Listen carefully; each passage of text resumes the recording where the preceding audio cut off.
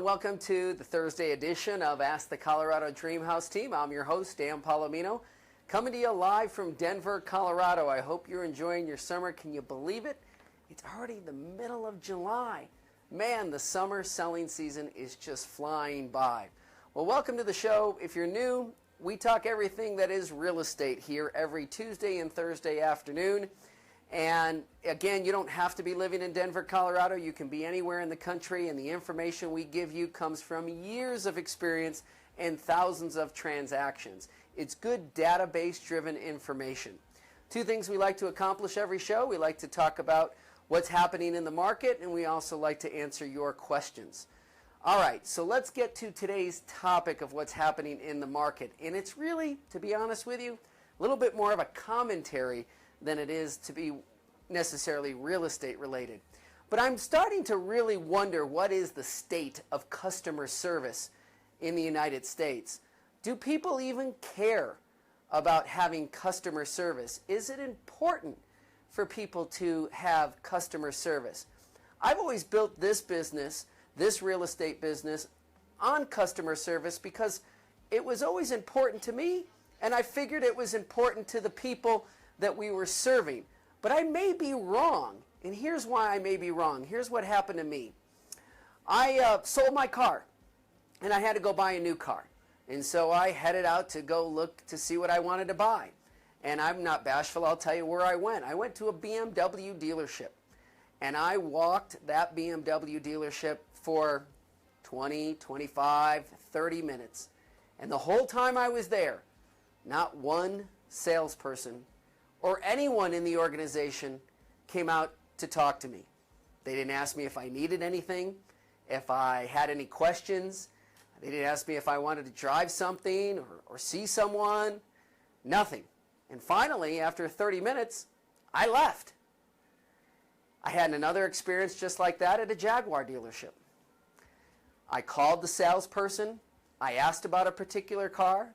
I asked if they could get me some lease rates. No answer. Now, I called at 6 o'clock and they close at 7. He said to me over the phone, "I'll get you this information tomorrow." You know, in my world, that doesn't happen. I mean, when somebody calls us and asks for something, some information about a house or wants to see a house, we're out that hour. This guy wasn't with anybody when I called him. I asked. He wasn't tied up. I asked. He could have clearly run some numbers and called me back within 30 minutes. But he said, "I'll call you the next day." And then the next day didn't come. So I start scratching my head and thinking, is this the state of customer service everywhere in the United States? Have we as a people just become accustomed to really poor customer service, that we think that's the norm and we're okay with it?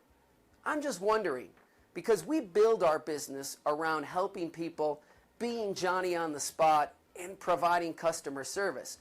But if it really doesn't matter to the majority of Americans, maybe we're doing something wrong. So let me know what you think.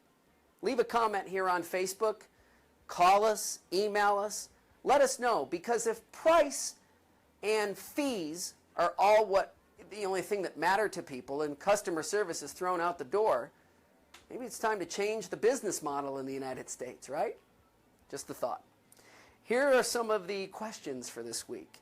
Dear Colorado Dreamhouse Team, I heard interest rates are rising. Is that true?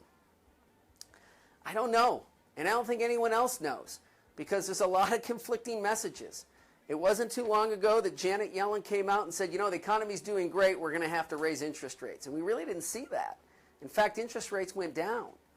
And then yesterday she came out and she said, you know, the economy is a bit puzzling because it seems to be moving along at a good clip. However, inflation is not a factor. In fact, we're not seeing any inflation indicators.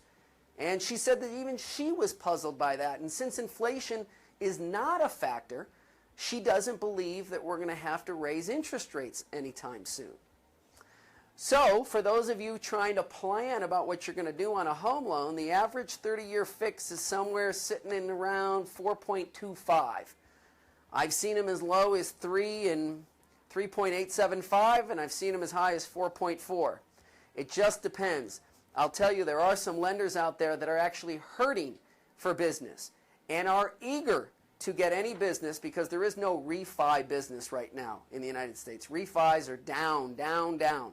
All they have is purchase business, and so they are floating some pretty incredible rates out there in order to earn your business. If you want to know who they are, give me a call at the Colorado Dream House team.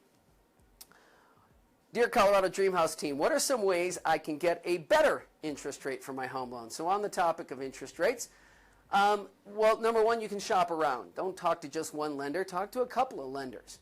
All right. Number two, there's a thing called buying down your rate. Right? You can actually throw more money at the lender and ask for them to buy down your rate from, say, 4.2 to 4.1 or 4.2 to 4%. Ask the lender how much money you're going to have to come up out of pocket to buy down the rate. All right? And again, outside of those two ways of getting a better interest rate, obviously watch what's happening in the market, what's happening in the bond market, what's happening in the stock market. Start taking a look at rates are low. Got to be a student of the game. Dear Colorado Dream House team, can you tell me how seller financing works? Yeah, it goes like this. The seller of the particular home or property may be offering to carry the note or carry the loan for the buyer. So the buyer might be getting a traditional loan with a bank, but needs a little bit more help, and maybe the seller is going to provide that secondary help. The seller agrees to subordinate or take second position to the bank that's in first position, or maybe the bank's not even involved. Maybe it's a 100% seller financing where me as the seller, I'm going to give you, the buyer, the loan, and I'm going to finance it over a short period of time at probably a higher interest rate. There's a number of ways that seller financing works. However, I will tell you this. The reason why seller financing doesn't work in most of the cases is because seller financing is usually in second position, meaning the buyer has some type of bank loan in first position, seller financing in second position, and the seller doesn't want to be in second position because if something goes wrong, the bank gets the property and the person in second position is left with nothing. Too much risk. All right? Hey, don't forget about our $250 marketing guarantee. If you're thinking about selling your home, interview the Colorado Dream House team. Let us show you our marketing plan. Then you can interview our competition. If their marketing plan is better than ours, you can hire them and we'll give you $250. We don't think that's going to happen because we think our marketing plan is heads and tails better than anyone you're going to meet with. So try it out, test it out. You have absolutely nothing to lose. All right, that's this week's show. Thanks, everybody. Have a great weekend, and we'll see you on Tuesday.